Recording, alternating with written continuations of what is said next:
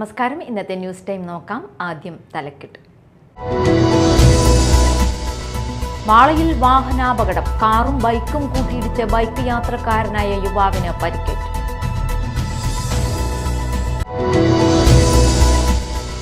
പെരിഞ്ഞനം പൊന്മാനിക്കുടത്ത് പുഴയിൽ വീണ ബൈക്ക് യാത്രികനായുള്ള തിരച്ചിൽ തുടരുന്നു. പൊന്മാനിക്കുടം പുന്നക്കത്തറ ബാബുരാജിന്റെ മകൻ അഖിൽ രാജിനെയാണ് പുഴയിൽ കാണാതായത്.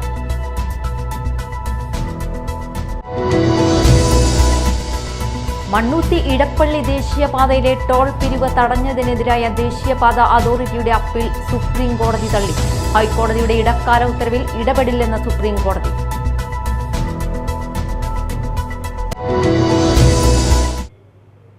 വാർത്തകൾ വിശദമായി. മാളയിൽ വാഹനാപകടം. കാറും ബൈക്കും കൂട്ടിയിടിച്ച് ബൈക്ക് യാത്രക്കാരനായ യുവാവിന് പരിക്കേറ്റു. ചൊവ്വാഴ്ച രാത്രി മാള പഞ്ചായത്തിന് സമീപമായിരുന്നു അപകടം. പ്ലാവിൻമുറി സ്വദേശിയായ യുവാവിനാണ് പരിക്കേറ്റത്. ഇയാളെ മാളയിലെ സ്വകാര്യ ആശുപത്രിയിൽ പ്രവേശിപ്പിച്ചു. പെരിഞ്ഞനം പൊന്മാനിക്കുടത്ത് പുഴയിൽ വീണ ബൈക്ക് യാത്രികനായുള്ള തിരച്ചിൽ തുടരുന്നു. ഇരിങ്ങാലക്കുട ഫയർഫോഴ്സും ചാലക്കുടിയിൽ നിന്നുള്ള സ്കൂബ ടീമുമാണ് കനോലി കനാലിൽ തിരച്ചിൽ നടത്തുന്നത്. പൊന്മാനിക്കുടം പുന്നക്കത്തറ ബാബുരാജിന്റെ മകൻ അഖിൽ രാജിനെയാണ് പുഴയിൽ കാണാതായത്. ഇന്നലെ രാത്രി 9 മണിയോടെയാണ് സംഭവം. അഖിൽ രാജ ബൈക്ക് ഓടിച്ചു വന്ന നേരെ പൊന്മാനിക്കുടം കടവിൽ കനോലി കനാലിൽ വീഴുകയായിരുന്നുവെന്ന് പറയുന്നു. ഇന്നലെ രാത്രി തന്നെ ഫയർഫോഴ്സ് എത്തി പുഴയിൽ നിന്നും ബൈക്ക് കണ്ടെത്തിയിരുന്നു. കയ്പമംഗലം പോലീസും സ്ഥലത്തെത്തിയിട്ടുണ്ട്.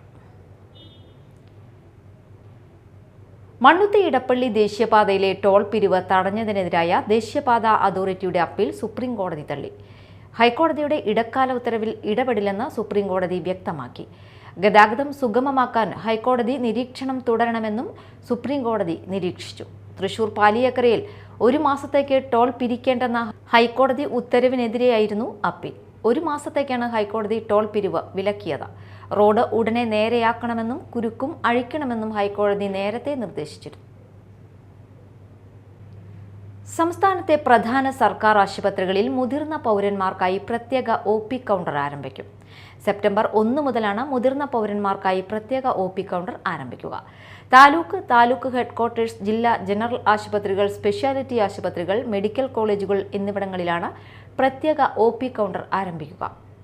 സംസ്ഥാനത്തെ മിക്കവാറും എല്ലാ പ്രധാന ആശുപത്രികളിലും ഏപ്രിൽ മാസം മുതൽ ഓൺലൈൻ OP രജിസ്ട്രേഷൻ ആരംഭിച്ചിരുന്നു.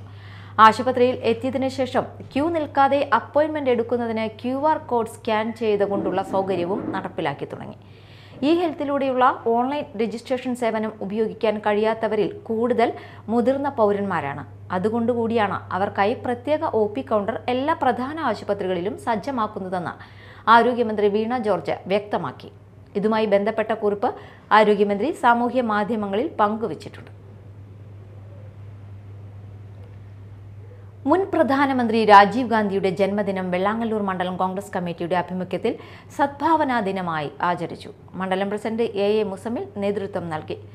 Block vice president EV Sajeev, secretary AR Ramdas, ward member Shamsu Veluthery, മണ്ഡലം നേതാക്കളായ Sakheer Kolparambil, Naushad, Chilunka Ramesh, George Thommana, Chandran Nasar, Mahila Congress president Jebi Aliyar, youth Congress president Mahesh Suhail, Saleem എന്നിവർ സംസാരിച്ചു. പ്രധാന വാർത്തകൾ വീണ്ടും.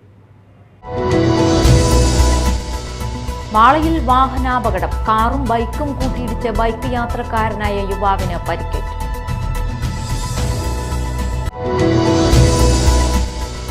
പെരിഞ്ഞനം പൊന്മാനിക്കുടത്ത് പുഴയിൽ വീണ ബൈക്ക് യാത്രികനായുള്ള തിരച്ചിൽ തുടരുന്നു. പൊന്മാനിക്കുടം പുന്നക്കത്തറ ബാബുരാജിന്റെ മകൻ അഖിൽ രാജിനെയാണ് പുഴയിൽ കാണാതായത്.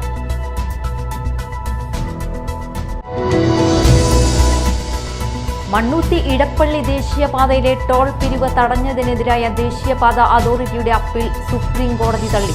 ഹൈക്കോടതിയുടെ ഇടക്കാല ഉത്തരവിൽ ഇടപെടില്ലെന്ന് സുപ്രീം കോടതി.